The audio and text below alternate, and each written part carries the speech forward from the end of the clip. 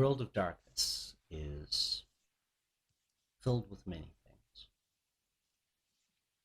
Creatures of all shape and description. The phrase that there are many things between heaven and earth that are unknown to man is an adequate description. Many people were gathered at the Ambassador Hotel. It was a time of joyous celebration.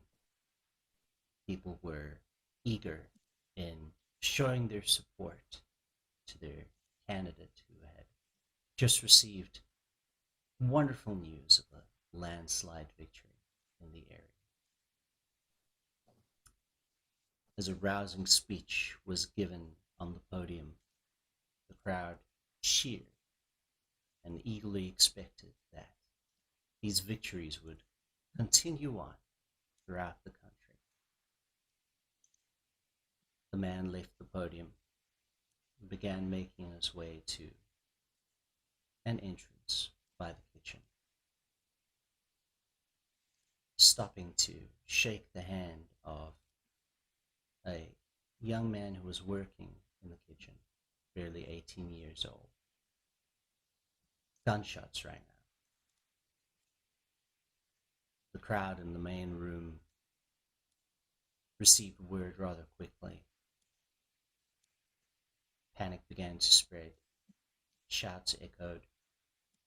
It wasn't very long before the assailant was apprehended and taken into custody. The man in question lay bleeding out, and 26 hours later was pronounced dead. But that was a different day. Our coterie had received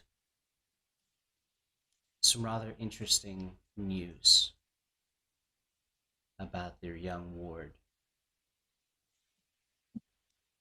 the seeming Nosferatu boy, who they have come to know as Ricky. Although not all of the members of our coterie were present on that evening, some were working or attending to other business. Decision had been made to eventually tell everybody about what had transpired once suitable words could be found to convey the immensity of what had transpired on that night. This evening, however, is a few nights later.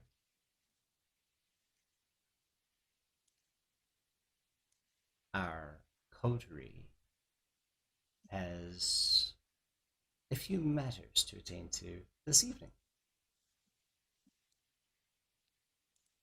The members of Clan Toreador within the household have been invited to a grand gathering at Prince Madeline's Elysium, shall we say. The other members of our coterie have been given the opportunity to speak to a Mr. Finn Aegus, who through Sakura's connections they discovered was the head of an enterprise known as Edentech, which had semi-recently, opened up its latest branch in the city of New Orleans. The Baron, eager to meet with this man and discuss some terms, had asked that his message be relayed to Prince Madeline that he would like to meet with him. Your aspiring primogen decided that it might benefit your coterie more if they arranged the meeting on their terms. And this is where we begin this evening. Would everyone go ahead and make your rouse checks for me? Is it safe to assume we've eaten since last game?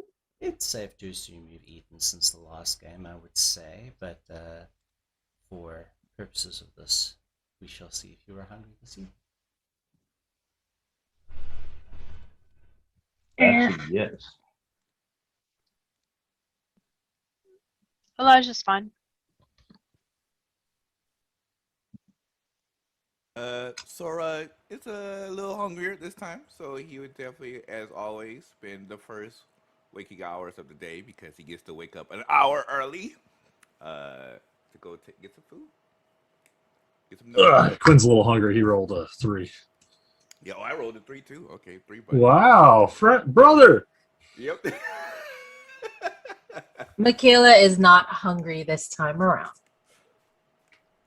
Very good. Sora, would you like to go ahead and make your hunting roll? Yes, indeed. All right. 1 second.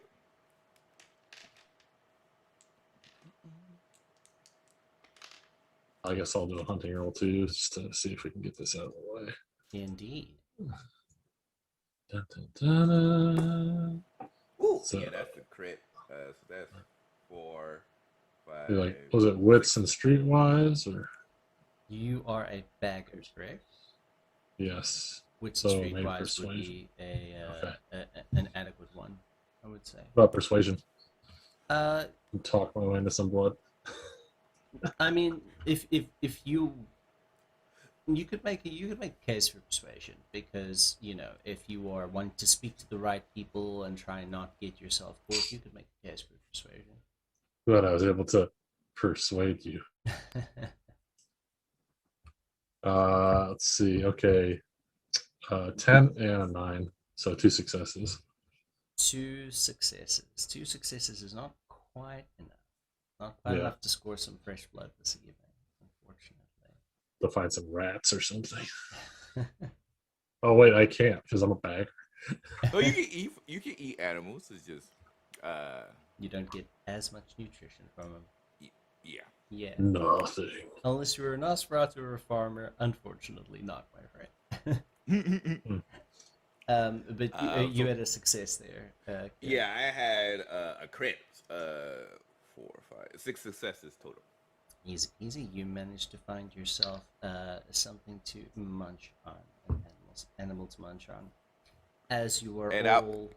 Is it possible I could give one to Bernard? Be like, he's getting fresh cuisine from the forest out there. Like, here you go. Sure. And speaking of Bernard, he's sort of padding around the house, looking a little bit bored. He's like, I gotta be honest, it's not much different from the zoo, except I just don't have people watching me as much.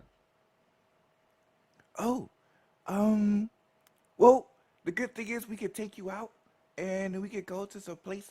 I have a meeting I have to go to, but after that, maybe we could go to like a forest or something. That sounds nice. Okay. Hey, he said, here's some food. I got some. I hope you enjoy it. Whatever maybe rabbits. I'm not sure what we caught. Sure. Let's say you caught some rabbits. Rabbits this evening. Rabbits for everybody. It sounds good. You will begin to rouse from your evening's slumber, and some of you hungry, some of you not. Quinn comes back from an unsuccessful attempt at finding some blood bags for this evening. But how are you all getting yourselves ready for tonight?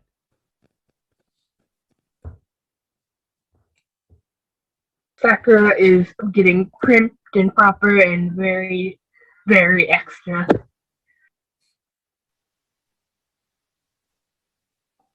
Penny is putting on his church suit.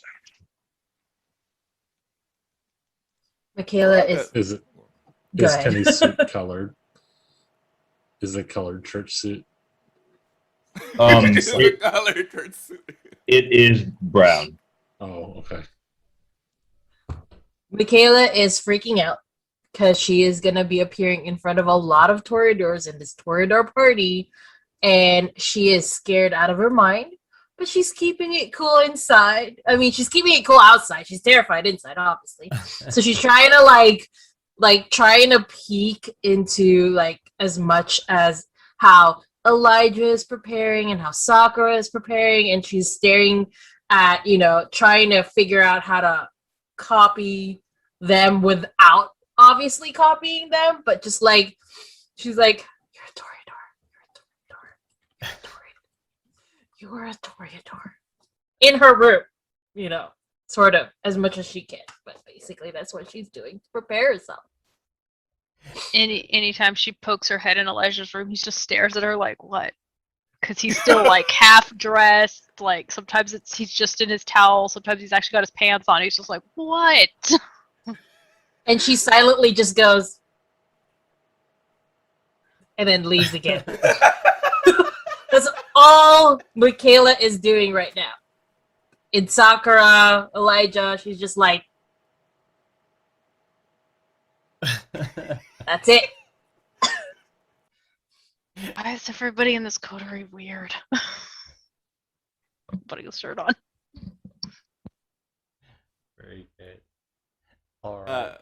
So Sora doesn't dress up. I mean, he even went to Elysium with just his hoodie and stuff like that. He can't really dress up. He has to keep his garments fully covered. So once again, he got that good old classic garbage-based hoodie that the Rat King was talking about. Yeah, as he said, it looks like it came from the garbage.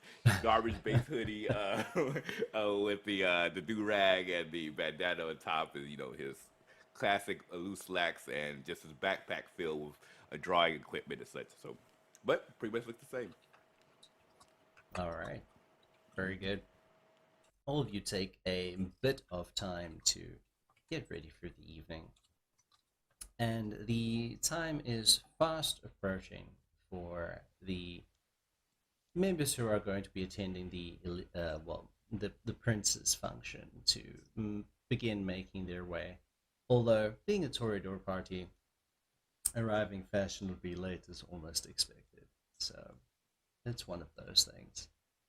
The rest of the coterie, I believe that your meeting was on the books for 7 p.m. as well.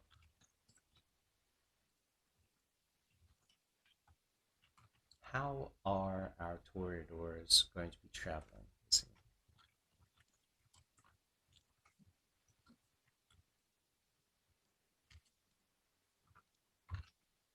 Elijah's like, we could take my very nice SUV or like borrow one of Sakura's vehicles. I'm pretty sure you have connections to get like a very fancy ride. I could get us a limo. Definitely the limo. Yep, that's fair. That sounds good for me. Cold That's in the what limo. the fancy Toreador party demands, right? Yep. As a fancy Toreador, the limo is what we should be taking. Very good. It doesn't take that long. The service does not really get too many people that are asking for limos on the rig. So yeah, you managed to get yourself a pretty nice looking limousine for the evening, and as it pulls up into the door to the door of your house, you can all go ahead and this is for everybody that is in the coterie haven.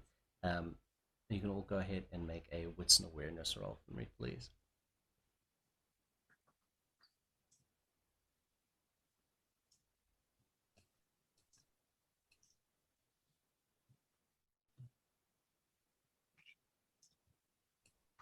Three successes. One success. Three successes with a crit. Uno successes. Like father, like son. 2. 5 successes. 5 successes. All right. So, Sora, you're definitely the one that notices for various reasons, because you have been up the earliest today, this evening. You got to catch just like the very end of sunset, basically. And the interesting thing is that as you are seeing that that Elijah and Mikaela and Sakura have begun to make their way to leave to get into the limousine, you notice that you actually haven't seen Ricky around this evening. You're not really sure where he is. Oh, are they already in the car, or They were are they're on their way because the limousine has arrived, so they are getting ready to sort of like leave the house for the. So, since they haven't actually left yet, he will run towards the group and be like, "Hey, hey, hey! You all look very pretty and beautiful and gorgeous and stunning and such. And so I wanted to say that first. I do mean it. But did you all also know that Ricky seems missing? I haven't seen Ricky anywhere." Immediately, heightened senses, hearing, listening for little footsteps, and then check the guardian where he usually hides. Okay, so you can make a wits and awareness there and add your heightened senses to that. Sense the unseen in case he's hiding. Okay, go ahead and roll it.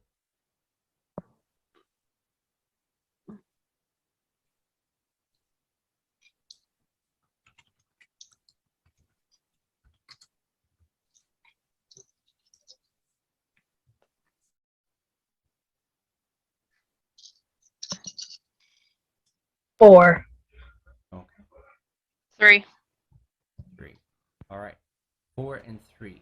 Elijah, you downstairs here. You do not see Ricky hiding or anyone else that seems to be obfuscated at this point in time. Sakura, you are listening out and you check the garden, and you don't see Ricky around there.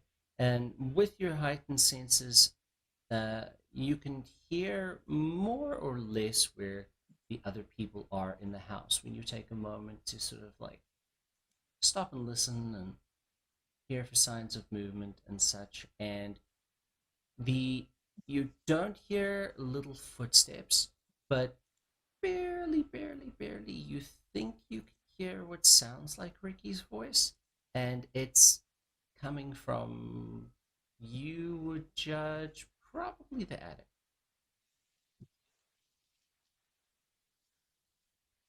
You're muted, Cassie. Goes up to the attic with Sense the Unseen up, in case he's talking to the ghost.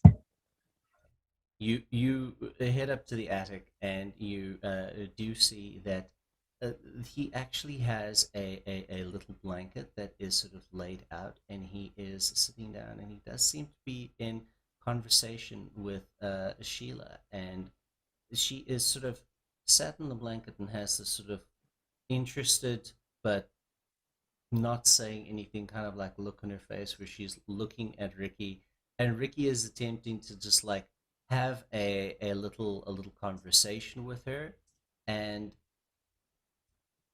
it almost as if he's trying to like get her to play with him, like play, he even has like little Pokemon on the mat that he's made, and he is saying to her like, I know you're like, I get sad sometimes too, and it's one of those things where, like, lately things have been really strange around here. I know they were strange for you too, but sometimes I like to play with these. And I know you don't, I mean, maybe you can't move them, but, like, I could move them for you, and we could, like, play. Maybe you wouldn't be so sad, and you can, like, talk to me sometimes too, because maybe you understand a little bit more about being weird. He hasn't really noticed that you have come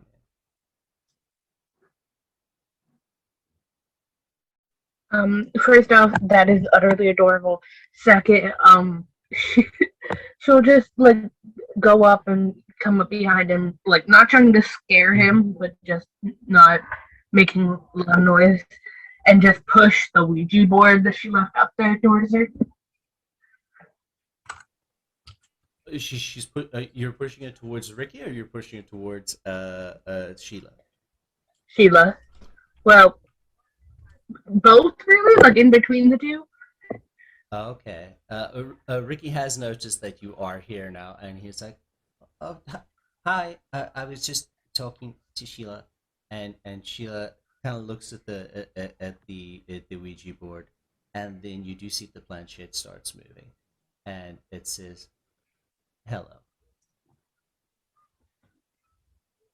That might help a little bit. I wish I could stay and help you chat with her, but I have to go to a really important thing.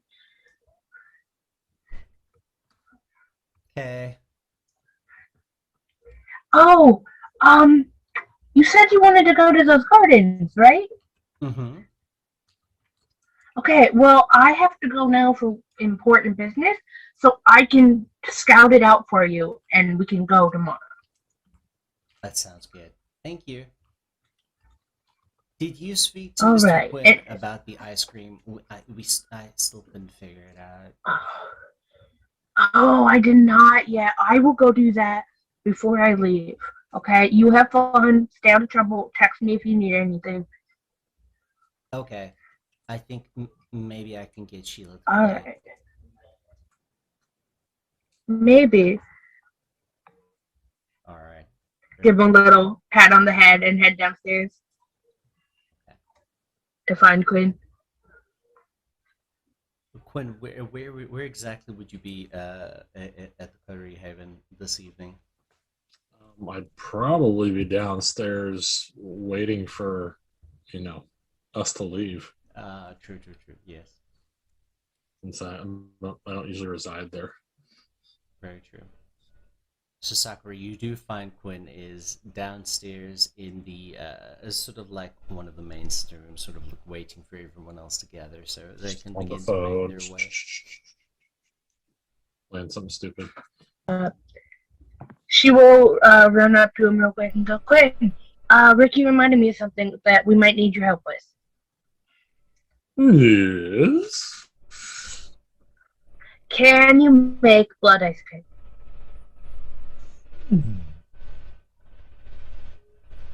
I don't see why not. And specifically that we can eat and Ricky won't throw up immediately.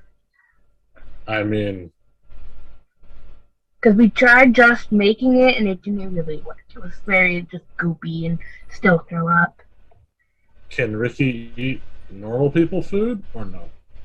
No, I can. He can't.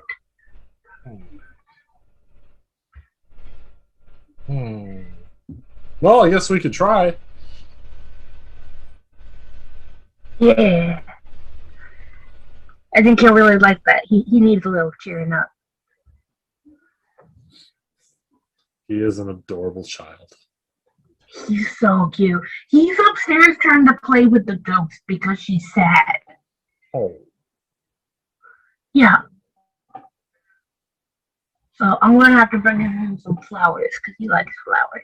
But I have to go. Good luck with the meeting.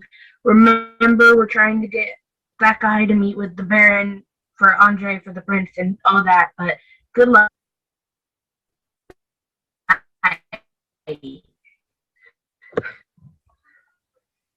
And head. What would you want me to roll to try and make this ice cream, Adrian?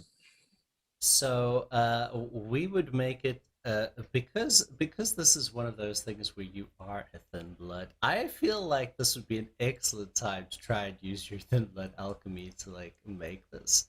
So if there are specific roles that it states for you to try figure something out, but I would say you could probably do like an intelligence and alchemy and like science or even medicine role might be able to figure out how to try and use your concoctions to make some thin blood All vampire right, ice cream. intelligence, alchemy, and science. It is. Hey, because he's got science seems like it makes more sense because he's got to figure out how to make it for him, Ricky, so it doesn't make him sick. Yes. So, all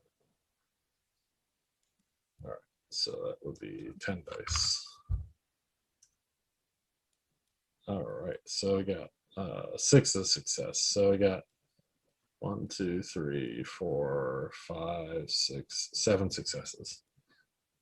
It is the darndest thing because you're working through a few different permutations in your head, and these things wouldn't make sense to other people, but you have been experimenting with your own vitae and experimenting with other things in the lab occasionally, and I think the problem here is that they haven't been using drain cleaner.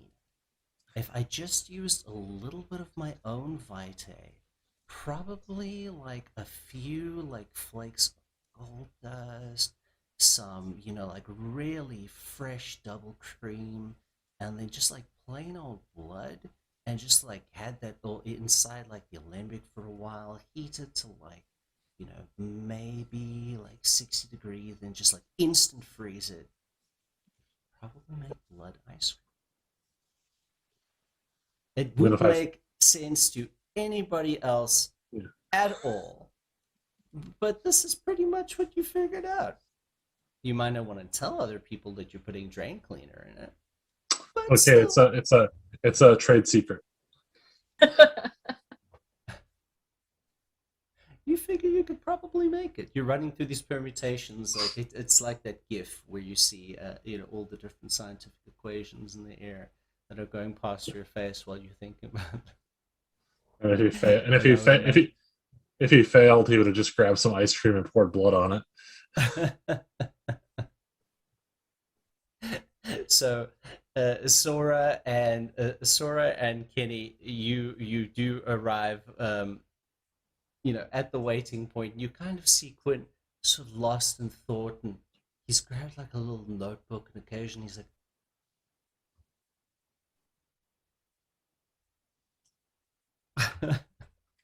writing down notes, and I know that look. That is the look of a genius.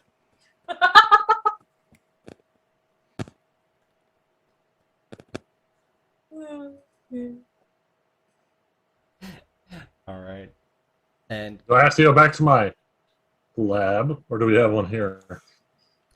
you guys have not installed a lab at the Coterie Haven, unfortunately. So to make this, you would definitely need to go back to your lab, but you'd be able to. Okay. So you We have might time for that. probably not this evening, but definitely you'd definitely be able to bring him a surprise next time round, I would say. Scratch some notes. Meanwhile, Sakura and Mikaela and Elijah have gotten ready, and you are stepping into the limousine. It begins to drive off towards the Longview Gardens. It's not terribly far from where you are as a coterie at the Haven, and eventually you do arrive and see that you are, well, definitely not the first ones here by any means. There are a couple of lights which are sort of shining. Those sort of like when people have those sort of spotlight searchlight things which sort of shine and indicate that an event is happening there. You can see that there are a few other cars which are parked in the premises for the evening, and the main entrance is open, and you can see that there are some people that are beginning to sort of filter their way into the manor house for the evening.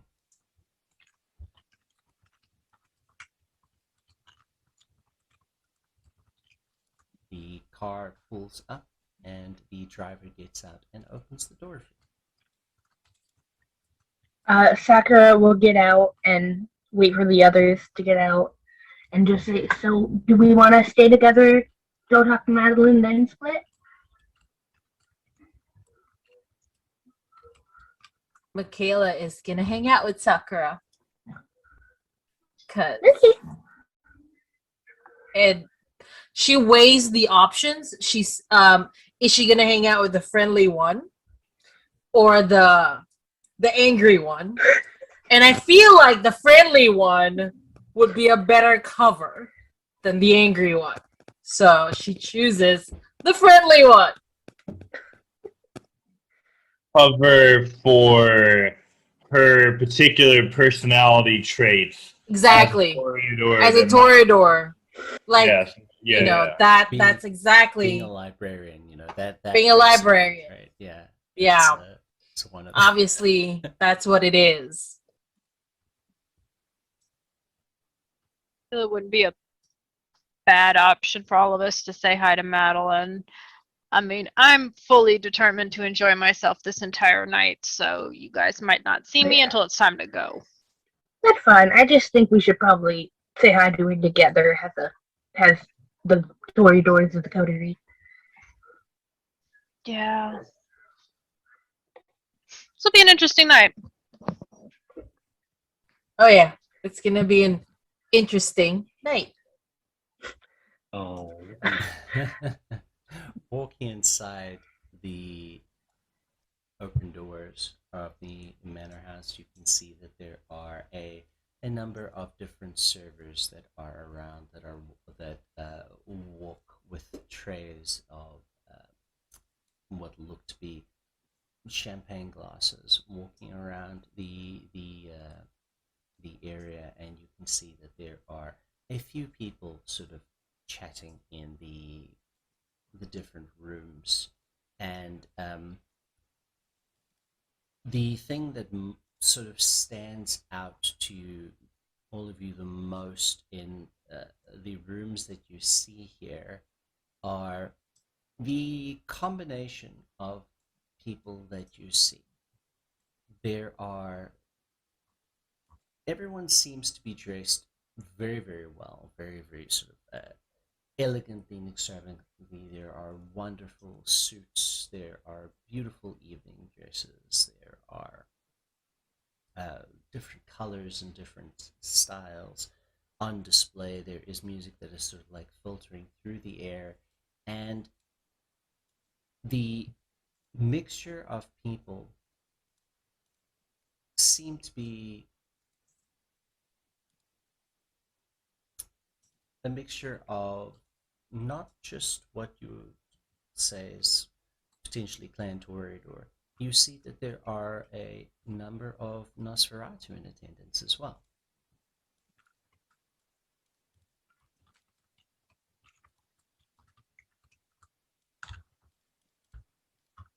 That we see That you see, yes. since the unseen.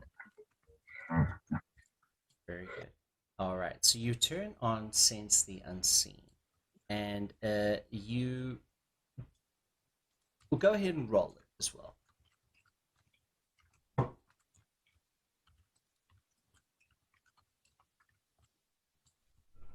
Two successes. 2 successes. So you do see that there are maybe 1 or 2 other Nosferatu that you have not seen that seem to be in attendance at this party, that are sort of on the sidelines and making themselves more or less invisible. And the other thing that you see is there seems to be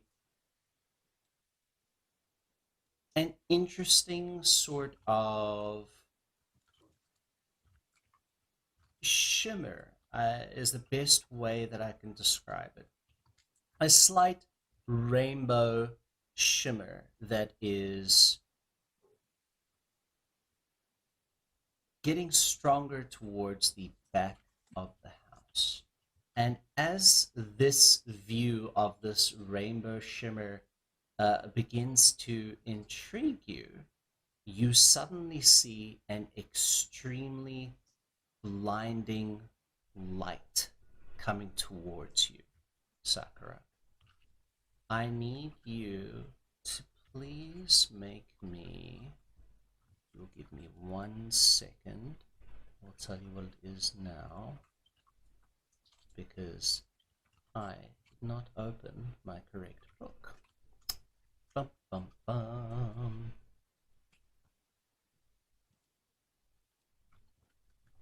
I will tell you the exact effects of this in un momento.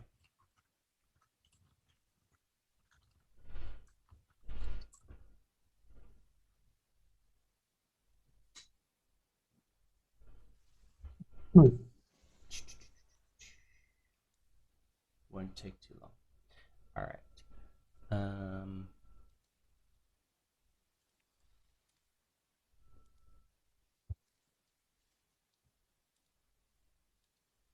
Oh, okay.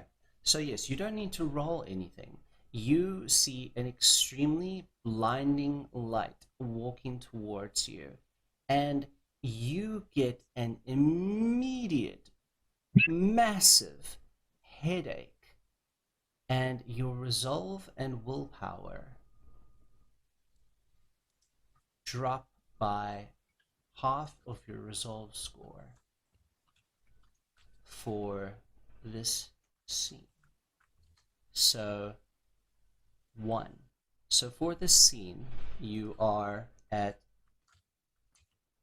1 resolve and 4 willpower. And you have a massive blinding headache, and you sort of turn your head away to the side and wince in pain. And to the rest of you, you see Sakura sort of moving her head to the side and sort of wincing in pain. But to the rest of you, what you see is Prince Madeline is walking towards you, and she is attired in a beautiful white silk evening gown, and she is wearing long white silk gloves, and she has a happy, a delighted smile on her face. And she is coming towards all of you, and she says, "Oh, I'm so happy you could Are you okay, Sakura?" Yeah, just had the wrong sense going. Never ends well. Ah, that'll happen sometimes. I wouldn't recommend doing Yeah. that around Noted. Now I know that. She tries to blink her eyes a couple times. me. Just Yeah, the sentience get out of her sight. has sort of Yeah. you reflexively turned Turned it off. Yeah. Welcome to the party. I'm so happy you could all make it. And she's looking at all of your outfits, and she says, "You are just everything and more. And would you care for a drink? Come." And she sort of grabs Mikaela by the hand, and she's sort of leading you guys further into the room. Mikaela is nervous as hell. As she, before she was thinking of curtsying, but apparently she just got grabbed, so she sort of like stumbles a little bit, but follows and like tries to not panic as she looks towards Sakura and Elijah, and is just like grabs Elijah's hands so that can drag Elijah with her, just because Sakura seems to be a little, so she's like, all right, angry one, grab, let's go. So that's what she does. So Or Sakura will Mikaela then was grab Elijah's other hand because train. Elijah was actually in the process of offering his arm to Sakura because he could see she was having a little bit of trouble when his arm was grabbed. He's just like, "Oh Lord." Then his other one is grabbed because train. He's like, "Oh, okay, this is what we're doing tonight. Okay." Very good.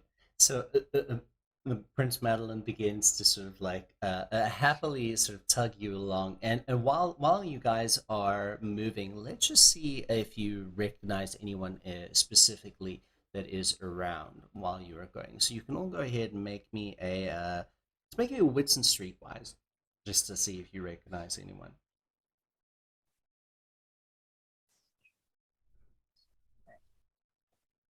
Because you said there are some Nosferatu, Sakura would be looking for Lolita and Peaches as well. 3, 5 successes. 5. Didn't get any. Still a bit out of it. Understandable. So Mikaela and Elijah would definitely actually notice the people that you were specifically looking for in your mind, Sakura. Um, uh, Not Peaches, but both Elijah and Mikaela do clock Miss Lolita. She seems to be having a ball of a time, busy talking to some people. She actually waves as you guys go past. And Mikaela, you do notice that there is a one other figure that you had seen briefly during the Elysium, the very first Elysium that you had attended, and he seems to be actually leaving out a side door. But you sort of recognize that he looks familiar. I think I've seen him before, but it was very very quick. So Prince Madeline has taken all of you, and she is stopped by a set of doors which would lead towards the back, and she grabs some glasses of champagne off of a tray and hands them to each of you, and she says, whether or not you're able to do this, drink it anyway and tell me what you think. Sakura would drink it because she can. Mm-hmm. Without even thinking, because it's alcohol. Yeah. Mikaela drinks it just because everybody else does. She's hoping it doesn't do anything to her, so she just drinks it anyway. So, Mikaela, normally, Damn it. are you able to normally ingest alcohol? I don't know. I don't think I added that to my thing. So you don't have the eat food merit. No, I do not. Okay, which is fine. So you but Sakura and Elijah are able to have it, right? Okay, so you drink this champagne. Mhm. Mikaela, when Mikaela was alive, what was your absolute favorite drink in the world? I'm gonna say just a normal beer. Just simple, beer. This champagne looks like champagne. It smells like champagne. But when you drink it, and you find that you can drink it without throwing up, it tastes like your favorite brand of beer that you remember having all those years ago. Something that you haven't been able to taste in God knows how many nights now. And it's surprising. Very surprising. So, what Mikaela does is she drinks it, and then she's like, this is, I haven't had this in such a long time. How did this happen? Prince Madeline gives a little smile and she says, "You'll find out in a minute." How about Sakura? Even though you can still eat and drink, what is Sakura's favorite drink? Probably a melon ball. I mean, again, it looks and smells like champagne, but it tastes like the best melon ball you've had in your entire life.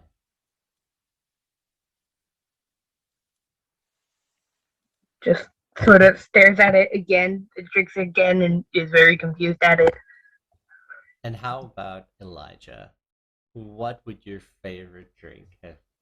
Your favorite drink specifically have been when you were still living? Whiskey. I'm putting it in chat. It's actually a Russian form of mead. Interesting.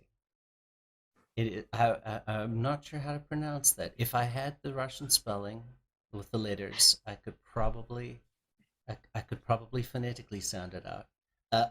But either way, it is that. It is what it tastes like. It is bizarre. And she says, "I have a little bit of a surprise for everyone here tonight." And think it's just about time. Now, I've told all the other guests so far, but don't freak out. It can't hurt you.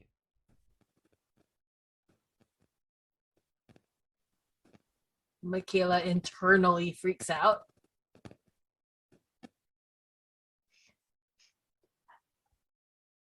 Mikaela can feel Elijah's hand get a little tighter. So I'm assuming when he took the drink, he's still offering his arm to Sakura, but he's still holding one of Mikaela's hands, and she feels it get a little tighter. Sakura took his other hand so that there was a toreador chain. Prince Madeline turns around and the doors begin to open. And we're gonna cut to our other friends getting Aw, ready dang. for their meeting at Finn Aegus.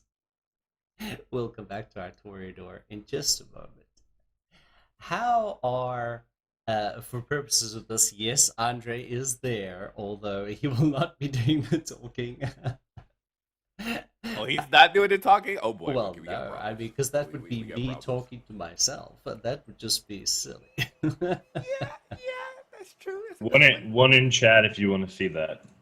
point. One in chat if you want to see Adrian talking to himself. I'm down for that. I'm down for that. I just dropped the one. Yeah. I want to see Adrian talk to himself. It's going to be awesome. I'll try that. I will try. You just want this to be like Adrian time only. This, Nah, this isn't a monologue, goddammit. I can have it. It will be fine. I'm just messing with it. All right. So, Kenny and Quinn and Sora, how are you guys going to eat and take this evening? You know that the address that was given to you is right across from. Give me a second. It is on Loyola Avenue, right across from Duncan Plaza City Park. You guys know that this actually used to be the site of a very large hotel that was in the city that overlooked the park.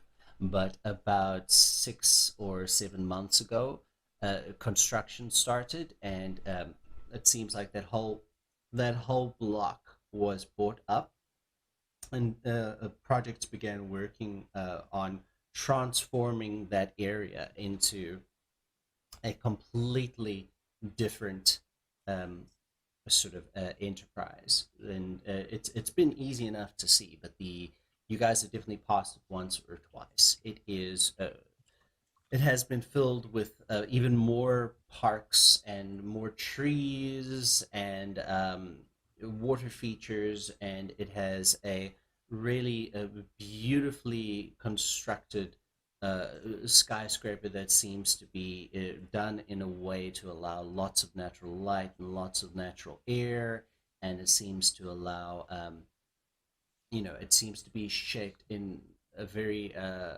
constructive to, shall we say, ecology, in that it can basically run completely off of the solar energy that is being direct towards it, and it's quite a beautiful structure. But you know where it is. Also, again, it's not too far from the French Quarter where you guys are currently.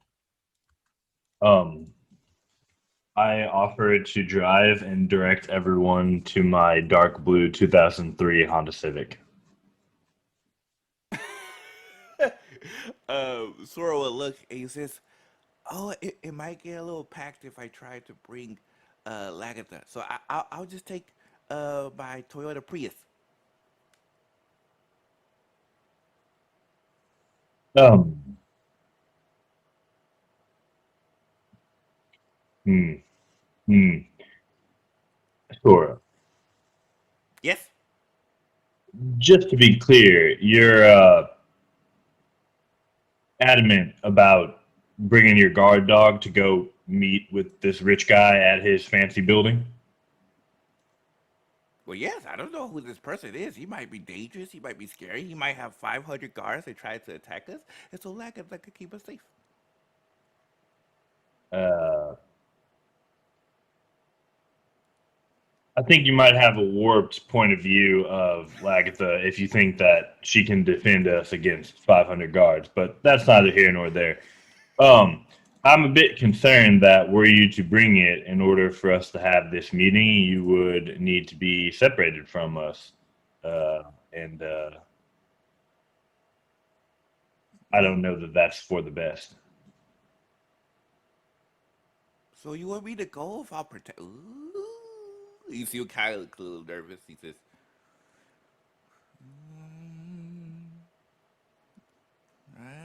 okay, I guess. I normally don't go to places without at least Lagatha. But It's your choice. I mean, if you decide that you want to bring her, we'll have to figure it out. I'm not sure. I'd hate to see us be separated.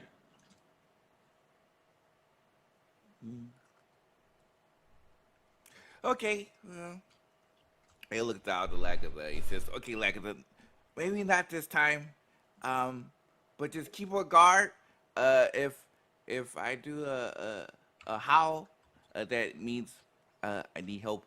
So please come ASAP. I will be at this address. He will point it towards. He's like, I'm not sure if you can read, but if you can, this is the place. And then you place. She looks up at you, looks down at the address, looks up at you.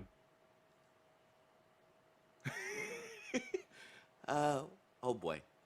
Well, hopefully And you nods know. her head. Okay. And gives you. Okay, I'm good. And he said, okay, I will join you all on your endeavors. Lead the way. Also, who's going to do all the talking? I mean, I can talk, but I'm not really the best talker. People just mostly like me because I'm beautiful, but that's about it.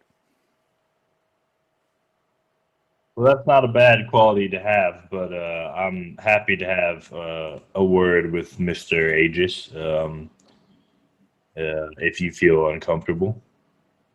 Well, I mean, I don't mind talking, but I'm pretty sure I can mess things up. So I think if you want to ensure success, it was you to beat me. Well,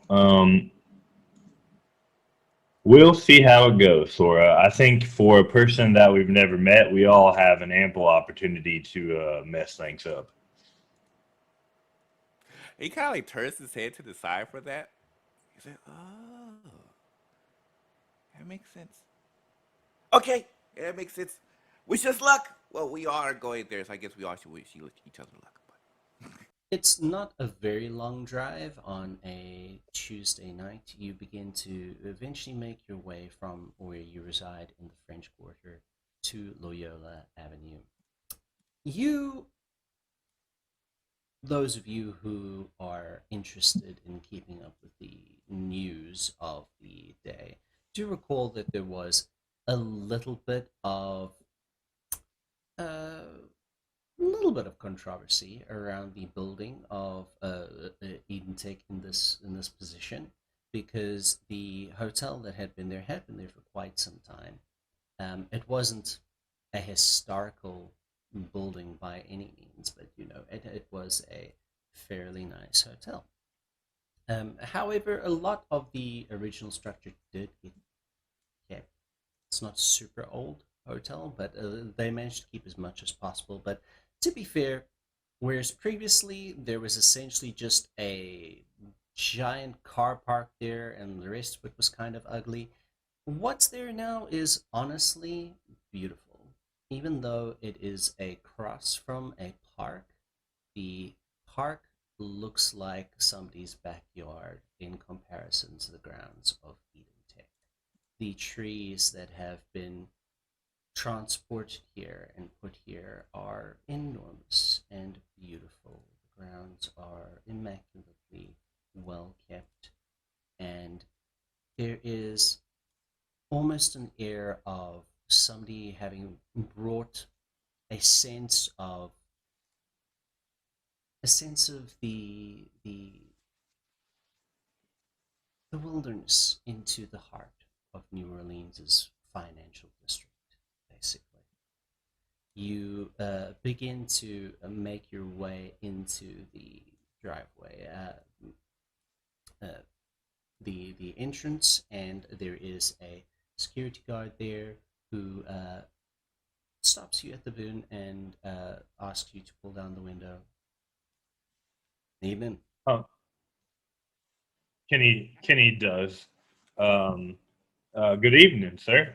We're here for a meeting. Okay, right. Well, if I can just get your registration quick, just we do like to keep track of people who come in and out. It's just protocol, really. Certainly.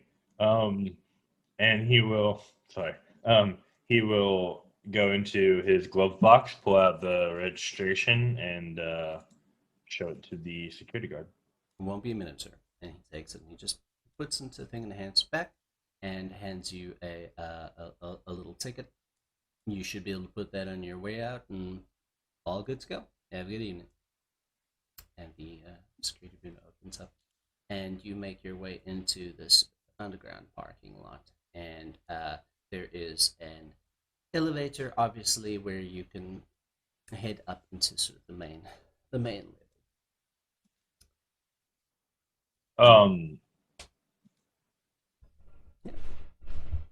Kenny would park the car, and he would suggest that they go to the highest floor that they will be allowed to visit per the button to start their search. Okay. Are you all making your way to the elevator? Yes. Sora is definitely keeping, as his normal paranoid self, a close eye out on everything that's around. If anything looks suspicious, any small little midget thing, like, hold on a second, what's going on over there? He'll be whispering out to the group.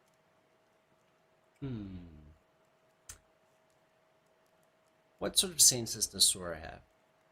Heightened senses. Heightened senses.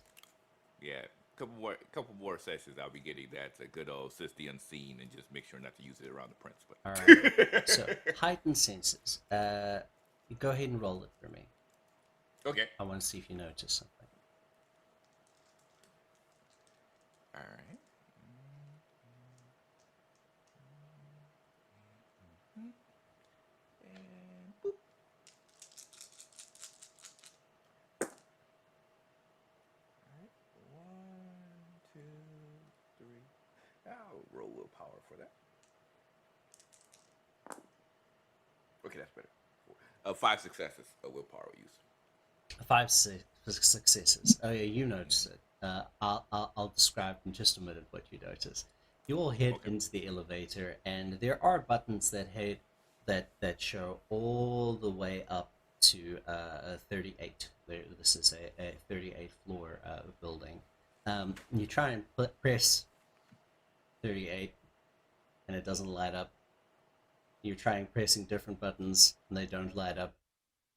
Eventually, you press 1, and it lights up. And it begins to take you up to the first floor. And Have as 38 floors and only one of them works? Ooh, what kind of place is this? You have to Well, walk up every other stairs? I suppose that once we get to reception, they'll be able to perhaps let us farther to wherever we need to go. Oh, it's a security measure. Okay, I was about to say, I was like, this place looks so fancy and they can only go to first floor. Like, that's something doesn't seem right. That doesn't seem right. Suppose that security is included within their fanciness. Mm-hmm. That's true. so as the doors open, ding, onto the first floor at this elevator, you can actually see that only from the basement area up it looks relatively normal. Once you get up into the first floor, you can see that the sides of the elevator actually are completely glass and open, so you would be able to see the entire floor going all the way up, all the way to the top.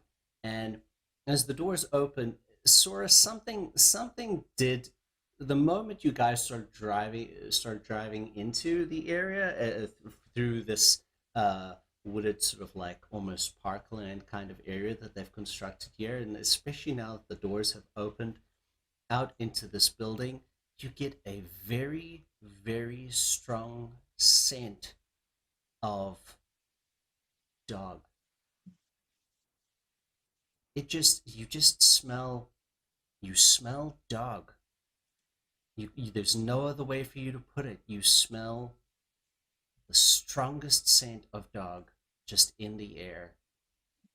Now, just to clarify, are we talking about like standard dog, or are we talking about like dog that was just about to kill him a few episodes type dog?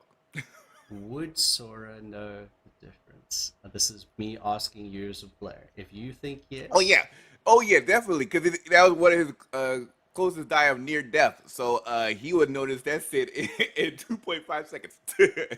then yes. It is not just the smell of dog, Sora. It's the smell of wolf. It is an intense smell of wolf everywhere in this world. Sora stops, grabs Kenny and Quinn. Like, wait.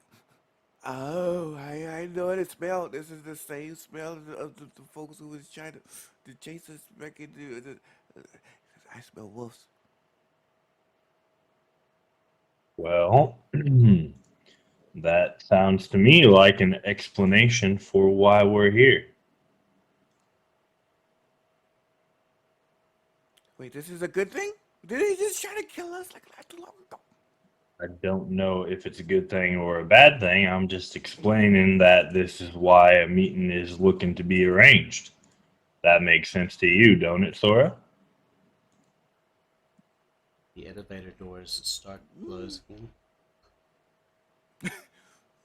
He looks back at the elevator door and realizes you can see like the ticky nicks in his hand. He says, "Ah, why did I should have brought Lagatha. I should have brought Lagatha." Okay.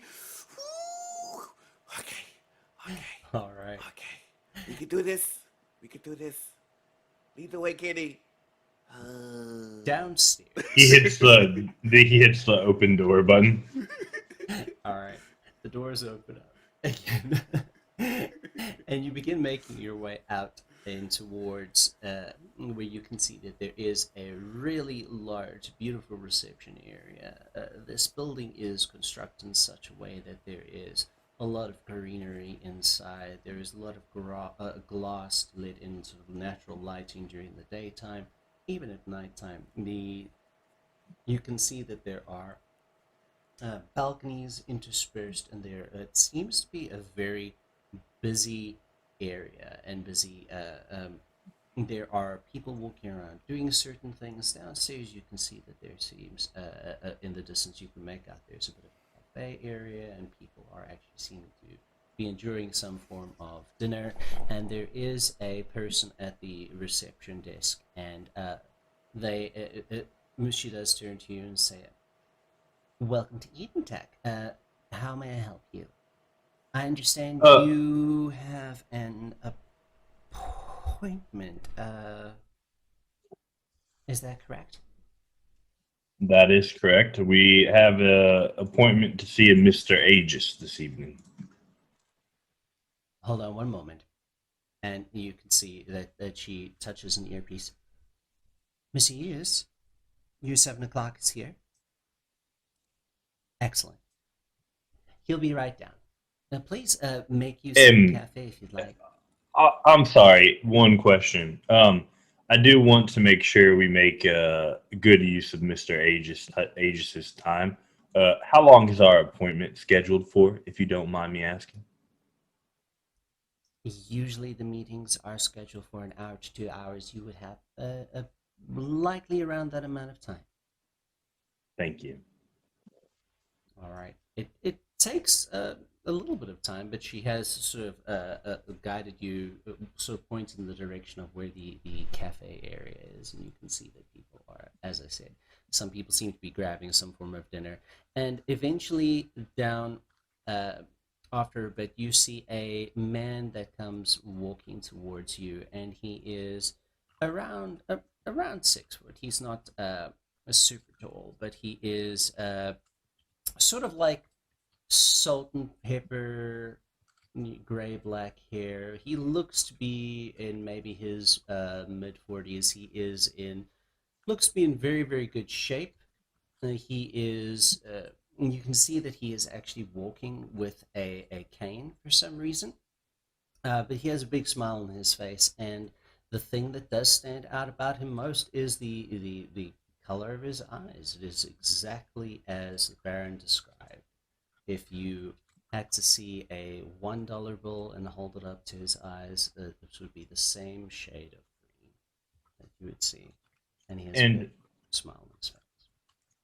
To clarify for the player, would Kenny, in essence, recognize him to be the same salt and pepper figure with a cane that he saw the night of the circus performance? I mean, Elysium.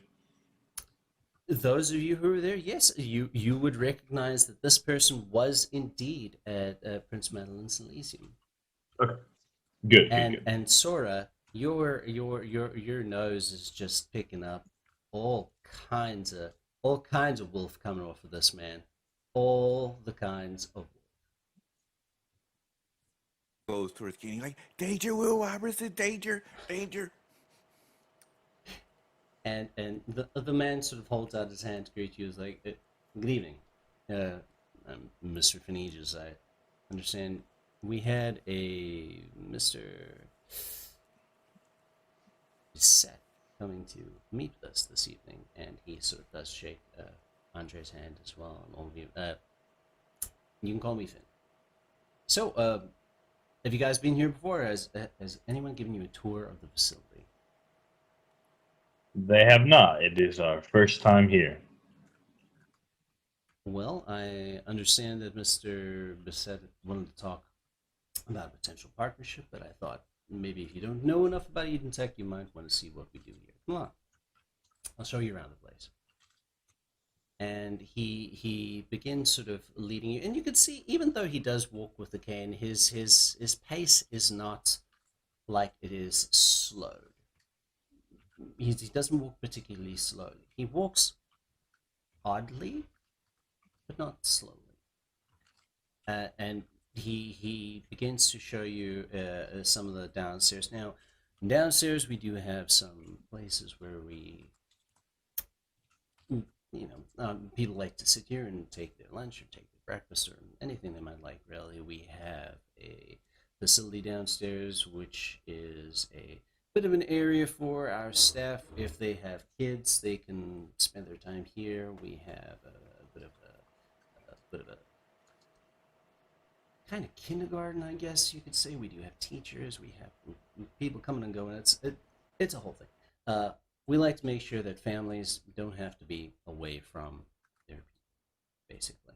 It's one of our kind of core tenets. That families should try and stick together if they can.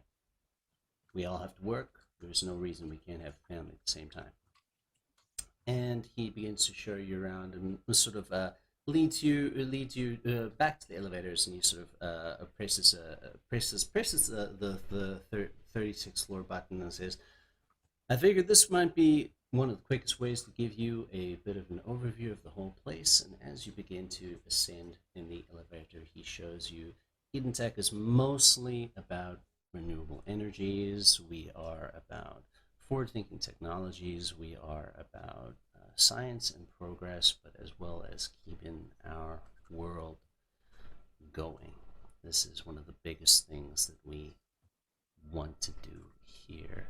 And over here, and he points to one of the floors, we have one of our R&D departments. They are currently working on some really interesting things with regards to prosthetics and robotics. I think it is. You might be interested in that yourself there, Mr. Bissett. And perhaps certain gene expressions we can work on. We can work on something. We can hook you up with an R&D department. Anyway, that is our energies department. Right now, we're working on things that can sort of clean up the oceans a little bit and free, sustainable, reusable energy. That is our biggest project. Can't quite get it to work long enough, though. I don't know if you know what a 0-point energy module is, but we've got one. Powers are building sometimes, stops working, we keep it going. Anyway, so,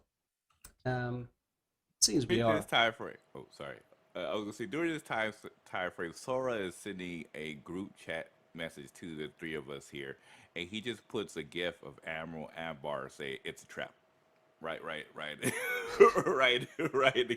location. Just to give a heads up.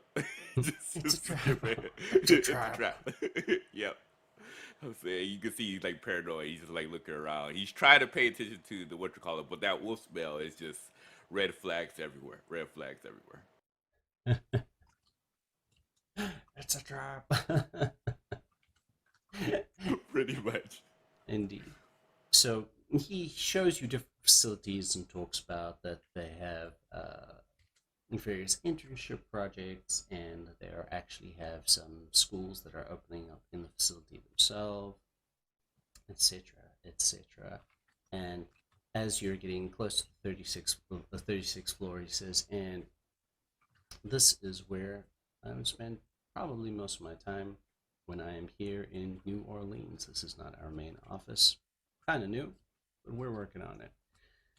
So, and the door opens, and you can see that this seems to be more of what you would call like a penthouse apartment type area.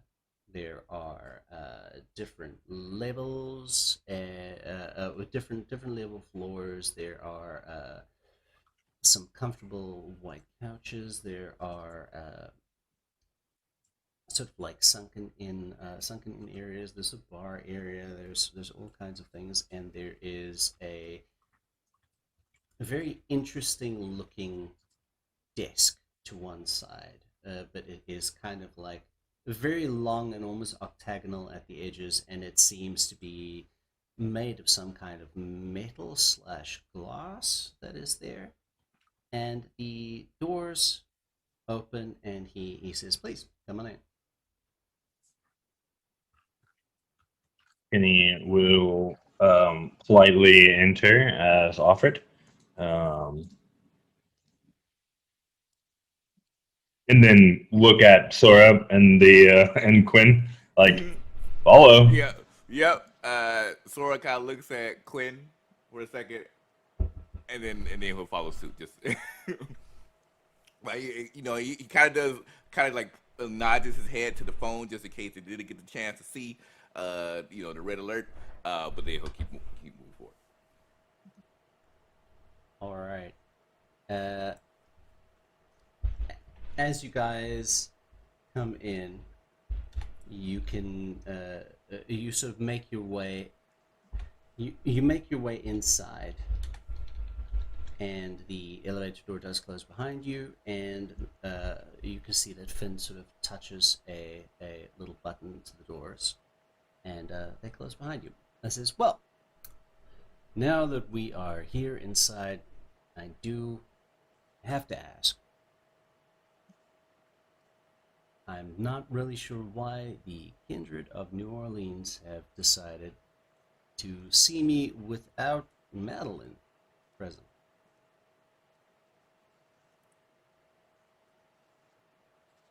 Well, that is a fascinating question that I'm sure that I can put some illumination on. As I understand it, you are likely to be fairly familiar with the full map of New Orleans and the parties privy to here. Is that correct? I think that would be an accurate statement. Well, then I take it that good. You can see that he has put the cane into a little stand sort of thing where you would put an umbrella or something near the door, and without touching anything, you can see that the bottom half of his suit pants has disappeared, as have the shoes, as if they were some kind of illusion. And you can see that he is standing on what appear to be quite thick and large werewolf legs and feet. It's so much better when I don't have to walk that damn cane. I can imagine that it would be. Do I take it then that you're familiar with the man who calls himself the Baron?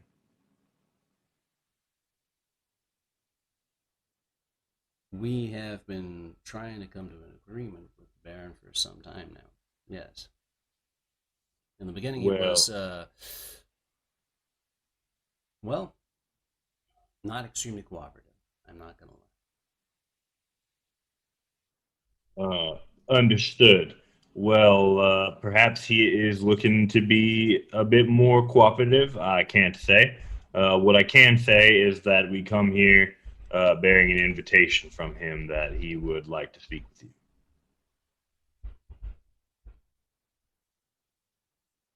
That is interesting.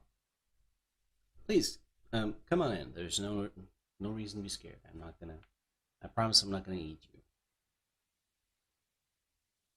And he will nod and Pinky sort of promise? smile, and he'll go take a seat. You pinky promise? I pinky promise. Okay. You can't betray pinky promises. And he starts to walk. He walks away his side. I like you, kid. Come on in. So, He walks to his seat. Mr. I'm sorry, I didn't get all of your names yet. I know, Mr. Brissett here, you are the one who made the appointment. We have... And he's pointing to Kenny. Mr. Kenny Hartsmith, sir. Pleasure to make your acquaintance. How about you, kid? What was your name? Oh, you could call me Sora. You know what's funny is, like, I'm calling you kid, but you could easily be, what, 500 years old? But you know, anyway. And you, sir? And he's pointing towards Quinn.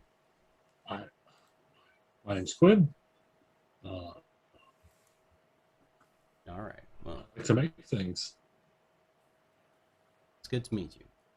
Anyway, let's sit for a bit. Can I get you anything to drink? It would only be bag stuff. We do medical research here, unfortunately, so can't promise anything fresh.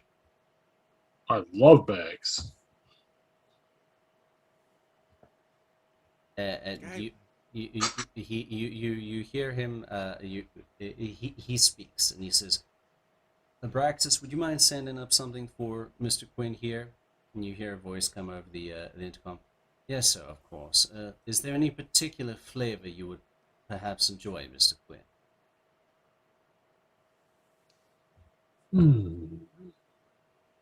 Surprise me. Oh, positive it is then.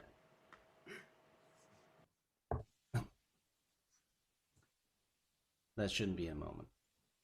Now, the Baron. That's good. It's good that he wants to talk. I mean, good for us, maybe not so good for him. Tell me, what do you think the biggest problem we have is? Now, I'm not just talking about New Orleans, I'm talking about us. My kind, your kind, all of us in the world. What do you think the biggest problem we have is right now?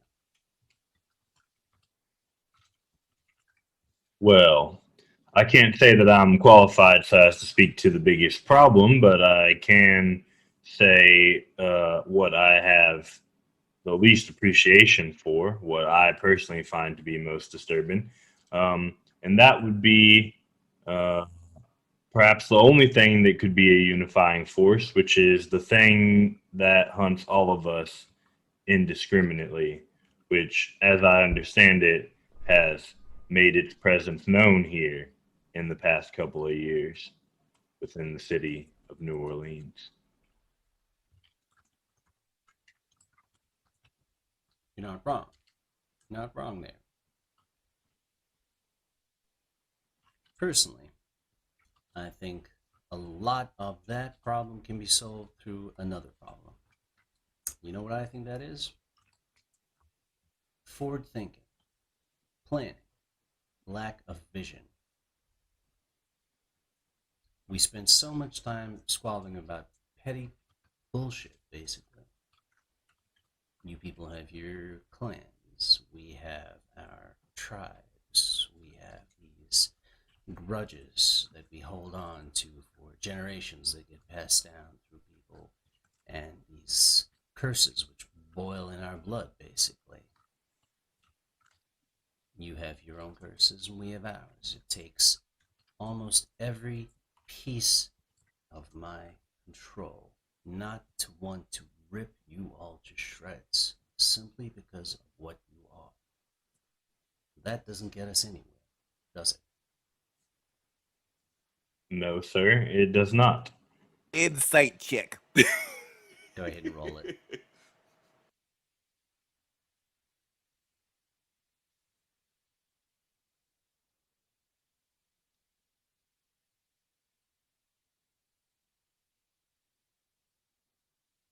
Well, it makes sense why this is happening because he's in paranoid mode, but he got all 5 successes, so he's good. All right. And he's telling the absolute truth.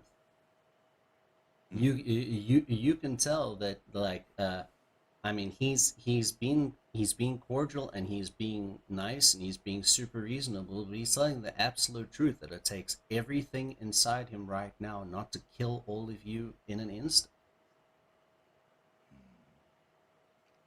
No, it wouldn't. And I'll say that most kind tend to be protective of their children, and that does not necessarily apply to those who can find themselves living hundreds of years.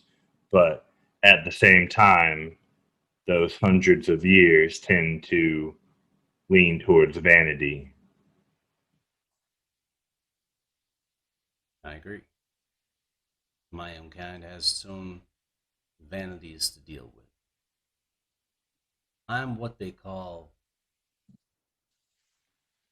well, the polite term is a metis. You heard this before? I don't know if you know anything about our kind at all. Uh, that sort of depends on do you want me to roll a check? You can, Kenny, if yeah. Ken- I mean, you can make an occult check if you'd like. Kenny's sire was old enough to instruct him on the more full scope of the supernatural, Sure. but just because they could have does not mean they did. Check B. Yeah, you can make a roll. I mean, but what would the check be? Was Just it intelligence and cult? intelligence and occult's good. All right, cool. That is 5 successes. Okay.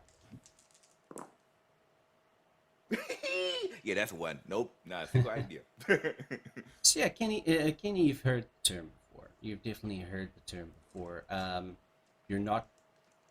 I mean, 5 successes is really good. It's reasonable. So even though your sire might not have had all of the details, but from what was passed down to you, it is a term that seems to be given to werewolves that are exclusively born as. Oh no, maybe they wouldn't share all of that. Somehow, it's a term which she came across, which to her would describe a guru with some form of deformity. Yes. The way that I understand it is that, well, I'm afraid it's not very polite, Mr. Aegis, but the way that I understand it is that it is the members of your kind that are born with some sort of a health ailment.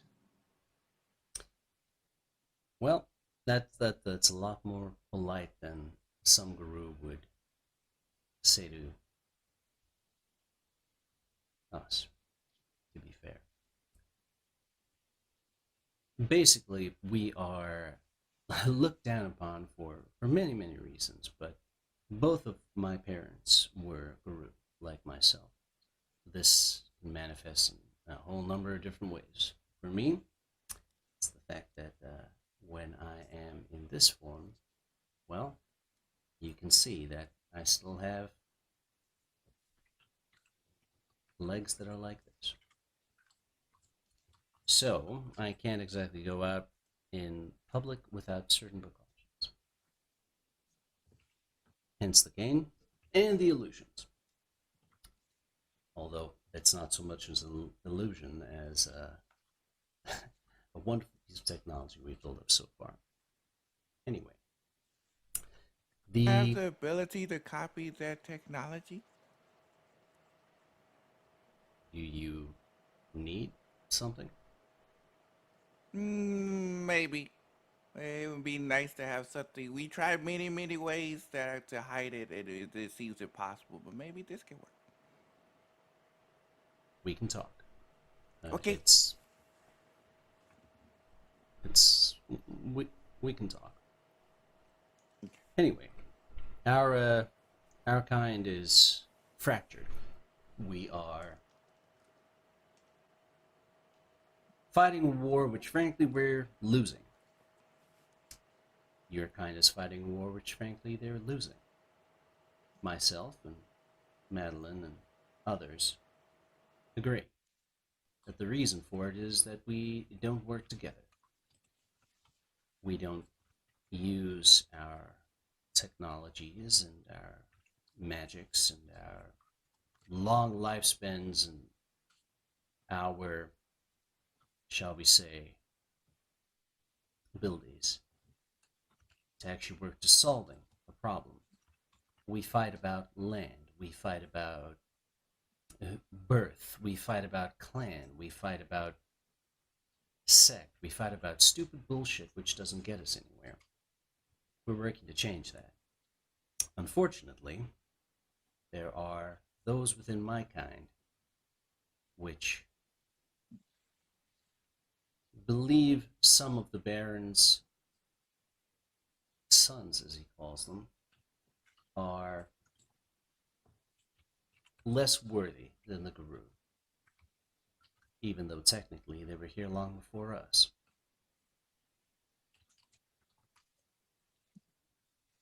We're working towards trying to get these people into the fold as well, but that is part of our problem. You can pass along the message to the Baron if you'd like, that we are happy to help him.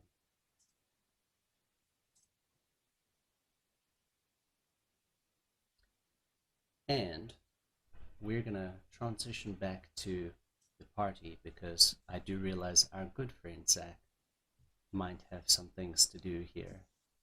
So we will come back to the conclusion of that particular meeting at the beginning of our next episode, but we're going to transition to the Toreadors right now. Mikaela and Elijah and Sakura. The doors begin to open, and for a moment, if you hadn't been warned, you would indeed be freaking the fuck out. What you see before you is daylight.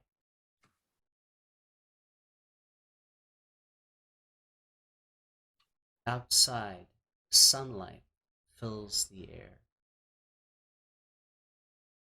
Warm breezes blow. Stepping through the door, you notice that your clothing is completely changed.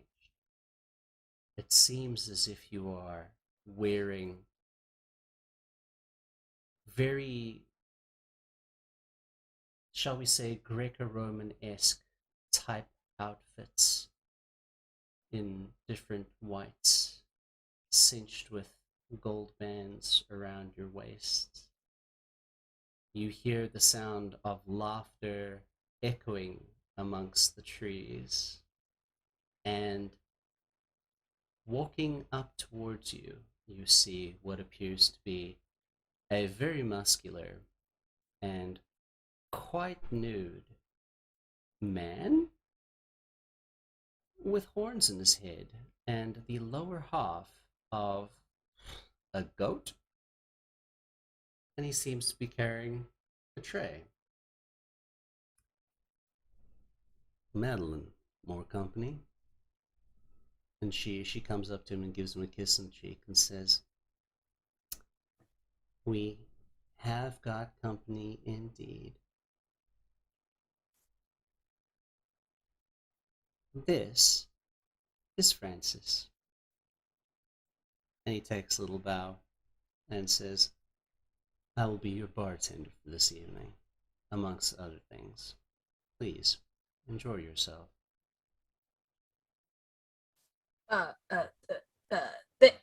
Thank you, penis. I mean, Francis.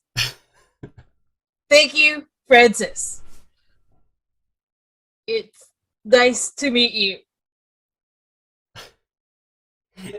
He laughs and he says, "Well, might be even nicer later on in the evening. You never know." Same goes for you, sir. He gives you a wink, Elijah, and walks off. And he got a bit of cake in him. I'm not gonna lie.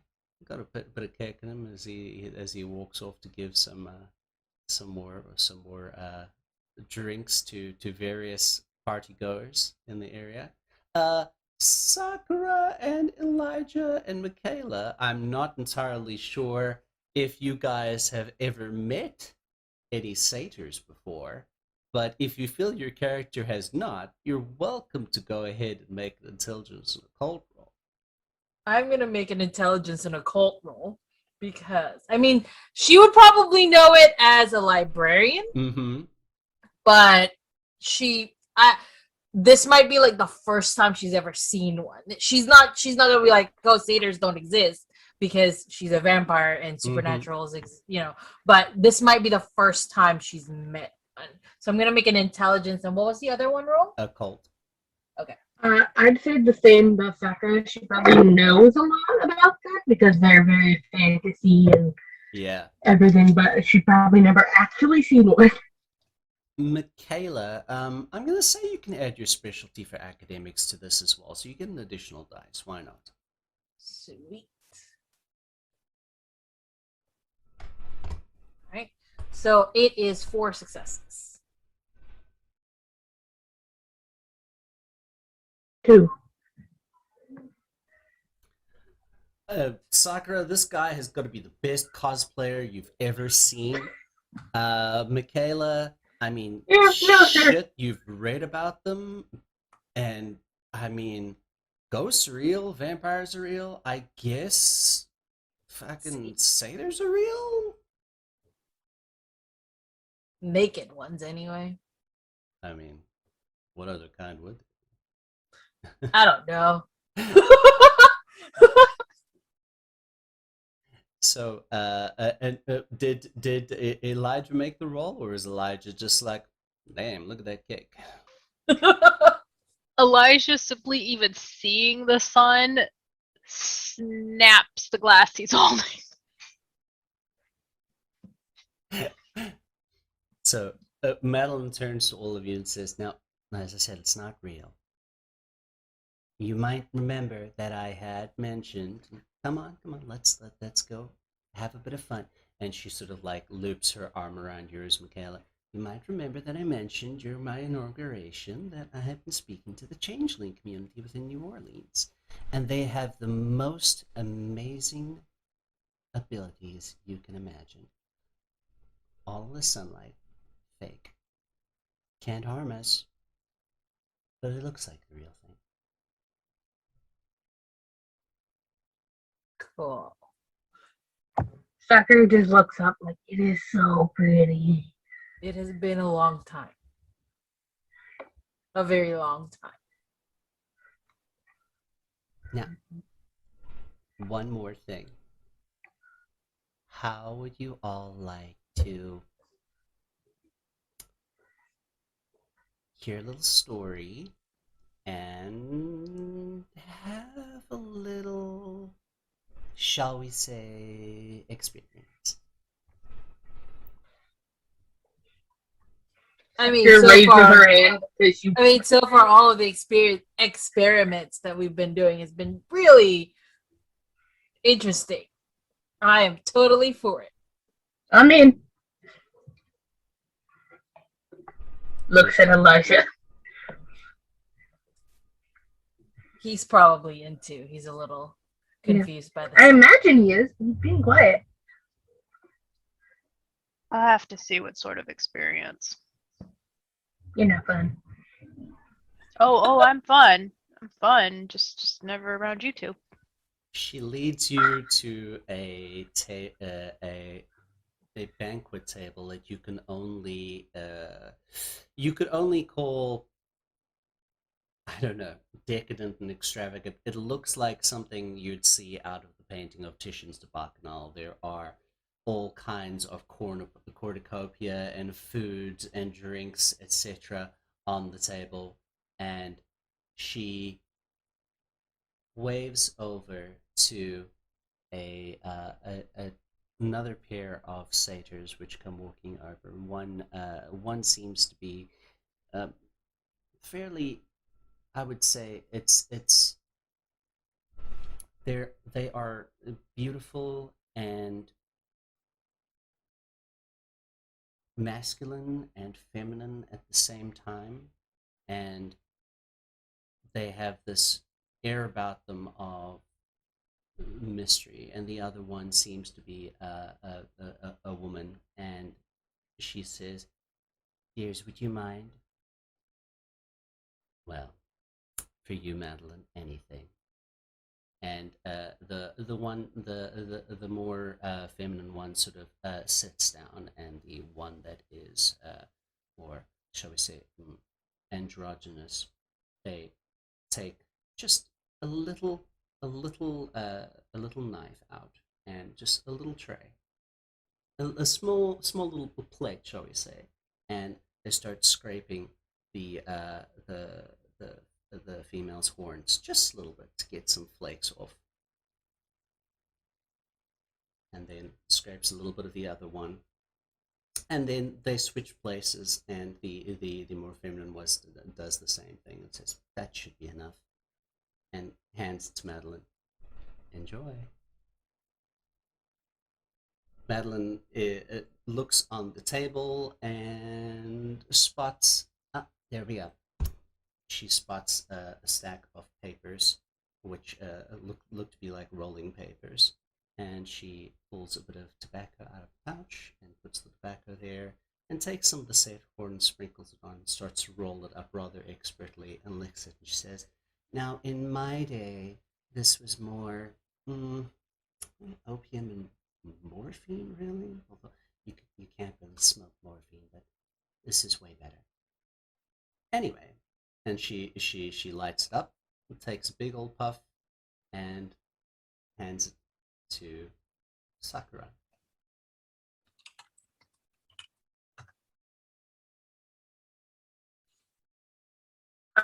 Sakura would take it. All right, Sakura takes a hit. Very nice. Yeah. All right, Sakura, make me a resolve.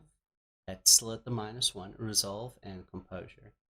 Mikaela, she does Sakura pass to Mikaela?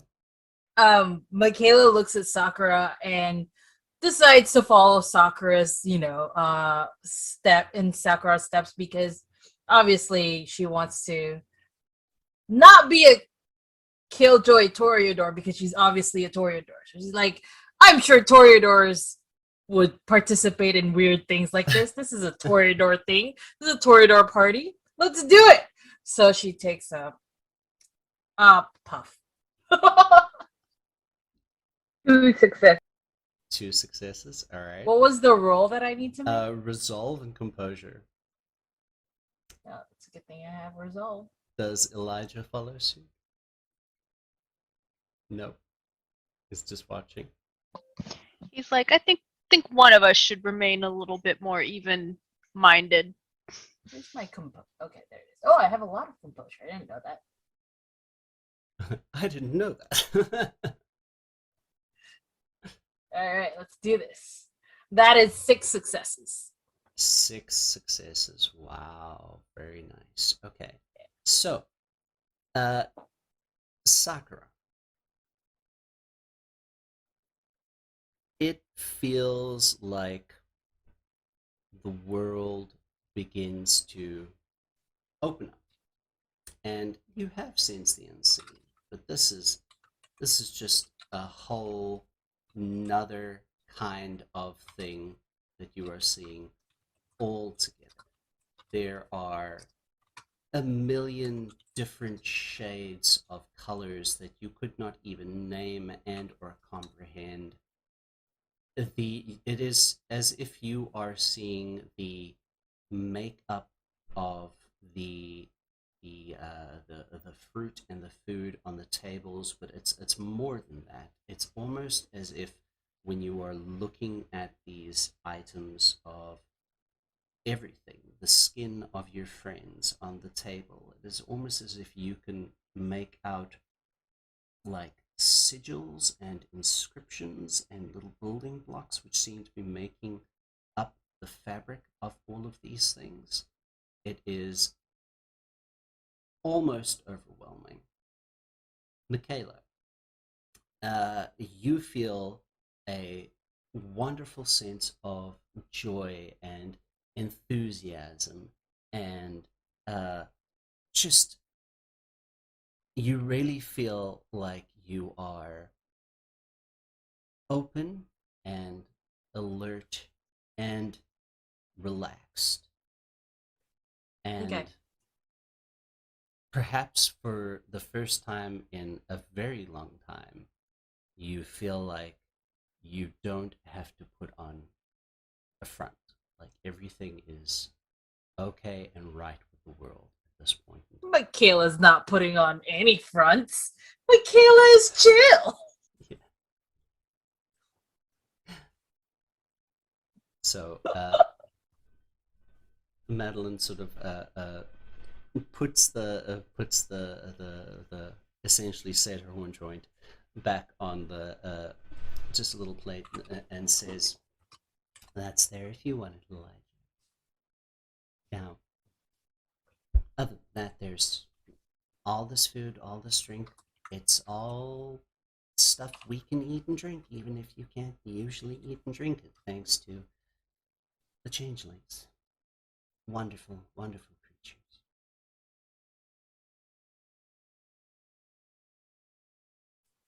I want to show Oh, I would like to show you something. sure. And give you a bit of a story time. I like stories.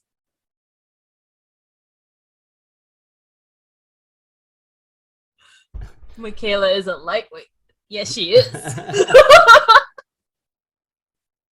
Hey, Sakura is seeing the universe.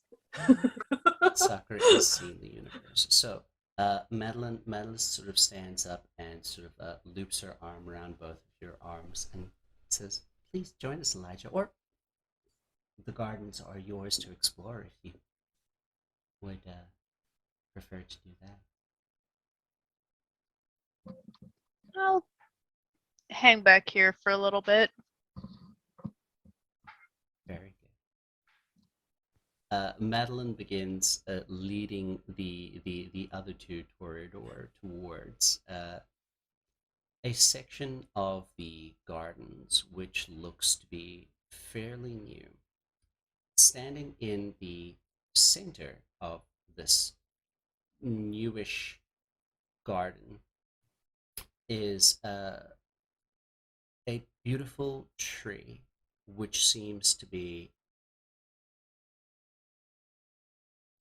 the bark of which seems to be bone white, and the leaves are very similar to what you would call oak leaves, but they are a blood red. It's a beautiful tree, very tall. Sakura, to your eyes, this tree is giving off the most amazing glows and auroras, like out of anything you've seen in this entire evening of this experience. This tree is giving off this experience. She just stares at it. Just it's pretty. It is pretty. Come, let's sit. And Madeline puts her hand on the tree. This tree is very special.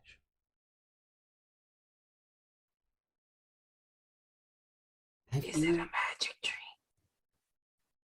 It is. Cool.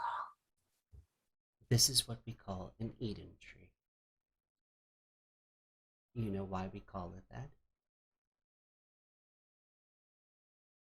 No. Because it comes from the Garden of Eden. Oh, that's cool. Not directly, of course, but it is a sapling of a sapling of sapling. What do you know about our kind and where we come from?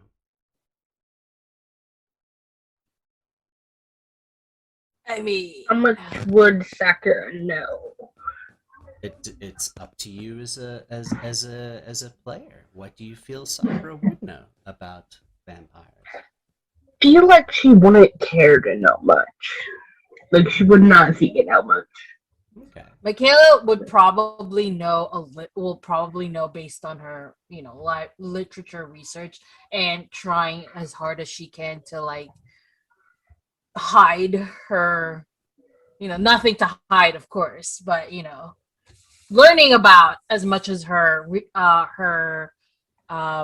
origins as possible, just so that she doesn't die or anything. So I feel like she would know a little bit, but it's all literature that can be found, really, not easily, not like dark, black, not what am I looking for, like underground knowledge. It's more of Yes. like whatever is easily found. That's what she has.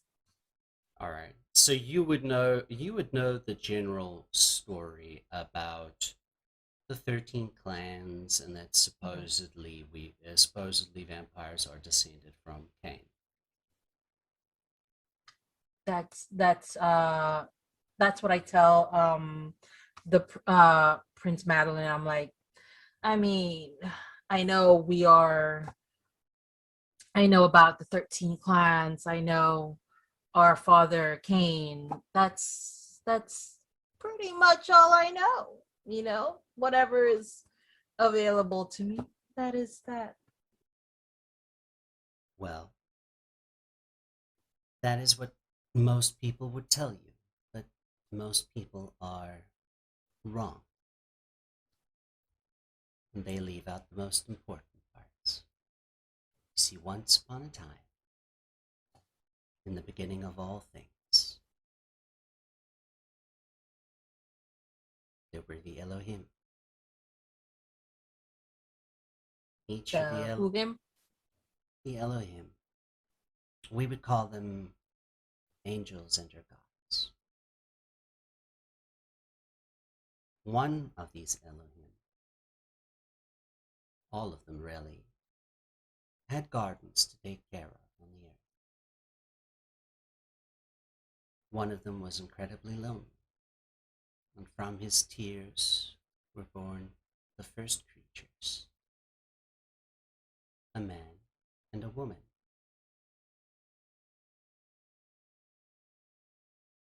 They were called Adam and Lilith, and they were equals.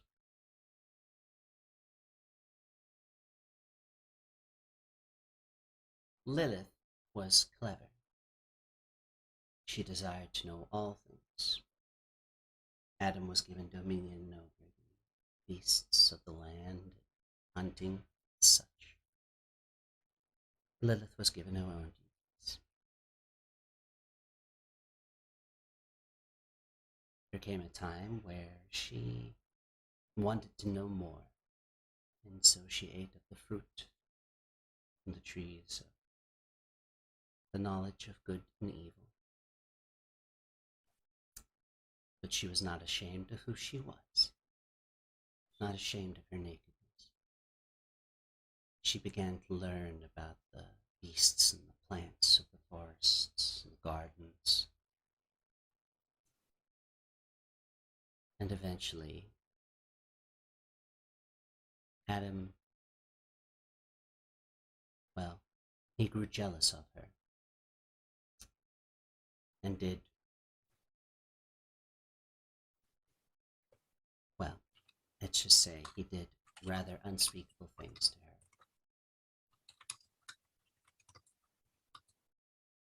Their creator saw what Adam had done and took Lilith with him for some time. Lilith learned what she could from the creator, and they two became lovers for a time. Adam grew lonely, and the creator decided to make another mate for him, but seeing how this mate was made disgusted Adam. So while Adam was sleeping, the creator removed a rib from him and created the third woman, who was known as Eve. Eventually, the creator grew jealous of Lilith's desires for knowledge, to be like him, and expelled her from heaven and the garden.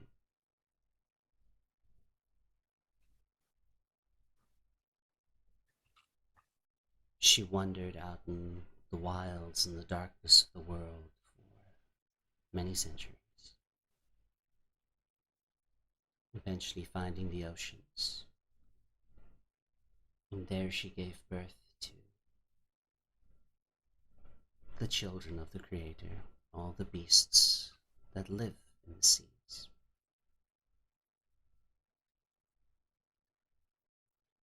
The story is quite long, and I would like to share more of it with you, but eventually Lilith met another being, one of the other Elohim. We would know him as the Morning Star, or the Lightbringer, Lucifer. And for a time, they had their own garden and their own children. And after many, many years, walking in the wilderness, cursed and alone, Lilith came upon a young man who had done the unspeakable and become the world's first murderer. He was the child of Adam, known as Cain.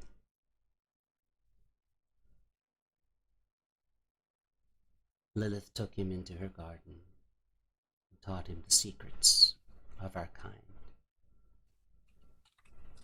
She gave him her blood and eternal life.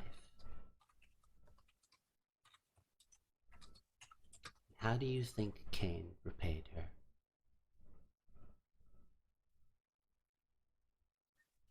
I'm gonna guess not good. Mikaela goes, how? Not good is an understatement. Eventually, Cain had left Lilith's garden and sired his own progeny. He returned with his 13, slaughtered Lilith's children, and destroyed her garden. But only 2 clans did not take part in the slaughter.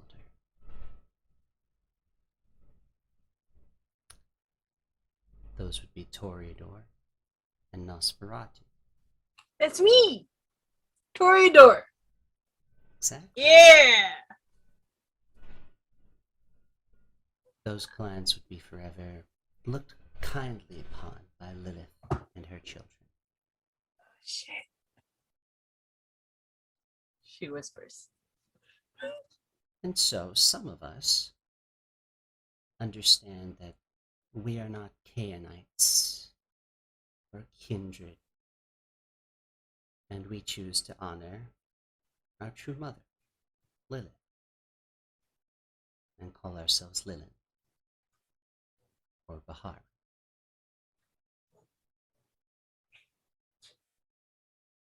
Would I know what a Bahari is? As Based upon what Mikaela. you had said earlier, no. Okay, cool. I think Sakura might have a vague idea because she is from the LA Toreadors.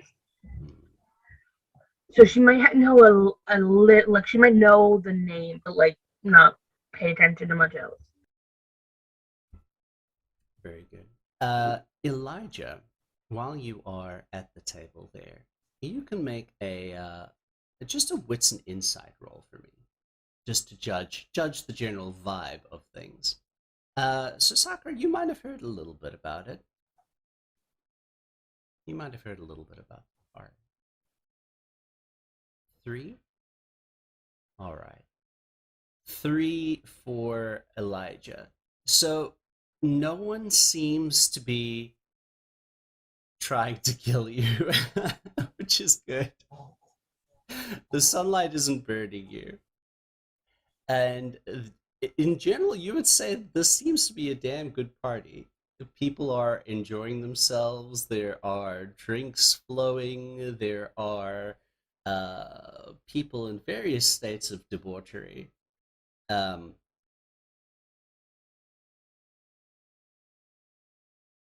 Whether or not that means he would feel a little bit more calm or not, I'm not sure. But so far, no one's trying to hurt you. So, that's a good thing.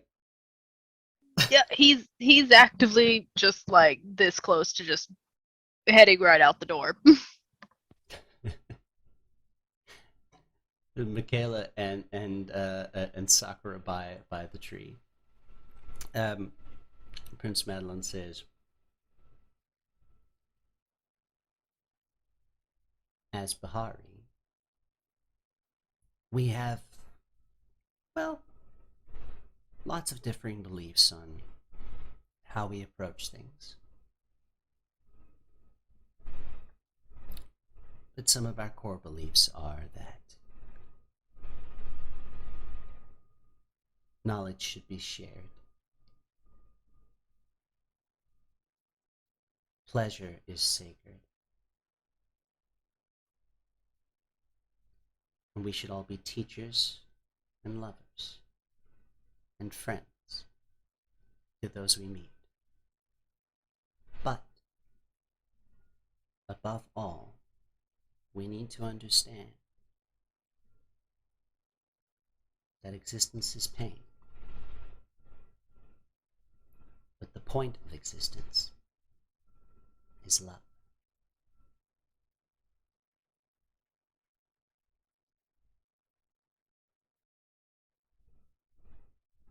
Now, I am going to go do some more Sederhorn.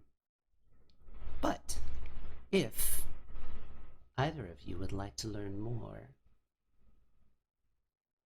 I would be delighted to have you join one of our gatherings.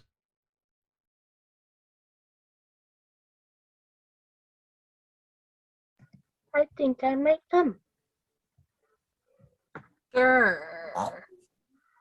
She's still high, so Oh probably. yeah, so is Sakura, but she's still thinking. Very good. All right.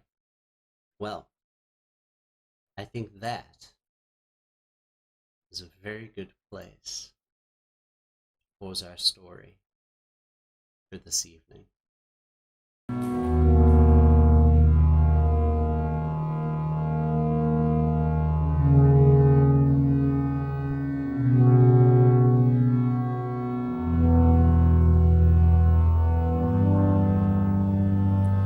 Look in the mirror, is that what you saw? You act like a diamond, you act like a star. You can't control feelings, so look at the sun. I'll see through the eyes of a human at all. Oh, that's what I told you, that you sold yourself.